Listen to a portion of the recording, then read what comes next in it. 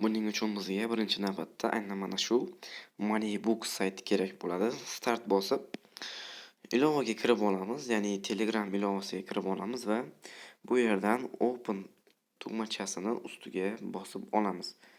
Va bu yerda xuddi shunday oyna ochiladi. Ya'ni bizda xuddi shunday oyna ochiladi va bu yerdan nima qilishingiz kerak ekanligini sizlarga tushuntirib o'taman. Do'stlar, bu yerda 4 ta menyu bor. Earnings bo'limida ilovaning ichki mana bunaqa tokenini ishlab boramiz va aynan mana shu token bizning haqiqiy pullarimiz hisoblanadi va bu tokenlarni biz tonga almashtirib chiqarib olishimiz mumkin bo'ladi. Xo'sh do'stlar, bu coinlarni qanday qilib ishlab olishimiz mumkin bo'ladi? Bu yerda mini ilovalari bor. Aynan mana shu spin degan tugmachani ustiga bosamiz. Biz mana bunaqa spinni aylantiramiz va bu yerdan turli xil mukofotlarni olishimiz mumkin bo'ladi va bu yerda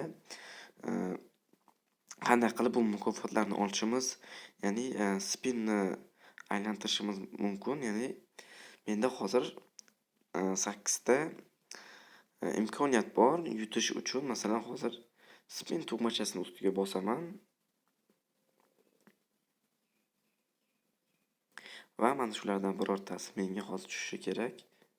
Va mana 500 ta mana bunaqangi o'zini ichki tokenidan berdi. Va menda yana aylantirish uchun 7 ta imkoniyat bor. Hozir yana bittasini aylantirib ko'ramiz.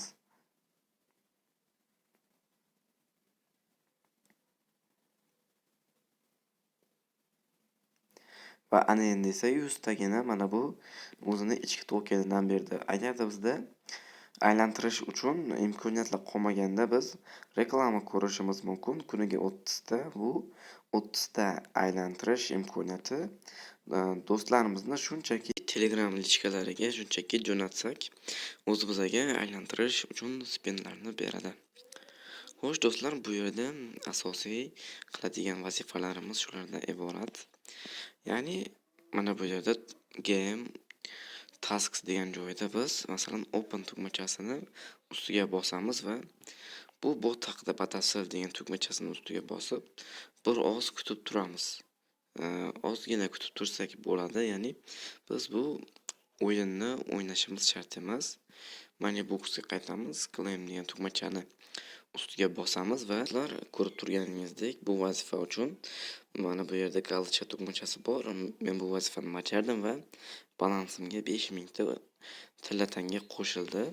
Va pastda do'stlar shunaqa social tasks degan bo'limida biz open tugmachasini ustiga bosamiz va ozgina bu kanalda turib bitta ikkita postiga reaksiyani bosib orqaga qaytib claim degan tugmachasini ustiga bossak bizga yana 5000 ta ichki tokenini balansimizga o'tkazib beradi. Shu tarzda balansimizni ko'paytirib olishimiz mumkin bo'ladi. Xo'sh do'stlar, bu yerda quest degan bo'limga o'tamiz. Bu bo'limda biz rag'batlantirish olamiz. Ya'ni bu ko'p ana shunaqangi saytlarda bor. Ya'ni biz qancha ko'p vazifalar bajarsak, xuddi shuncha bizni va pastda xuddi mana shunaqa, ya'ni kanallarga obuna bo'lish vazifasini ham xuddi shu tarzda bajarib ichki tokenlarni ishlab borishimiz mumkin bo'ladi. Friends bo'limiga o'tamiz.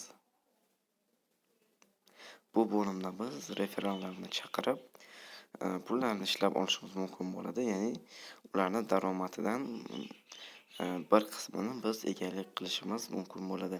Va do'stlar, ilovadan pulni chiqarib olish jarayonini ko'rsataman. Wizdraft bo'limiga o'tamiz. Va birinchi navbatda Connect Wallet tugmachasini ustiga bosib hamyonimizni ulab qo'yishimiz kerak bo'ladi. Do'stlar, Toonkeeper yoki Telegram kошелёкini ustiga bosamiz. Va bu yerda ulash tugmachasini ustiga bosamiz. Va hamyonimiz ulanadi hozir.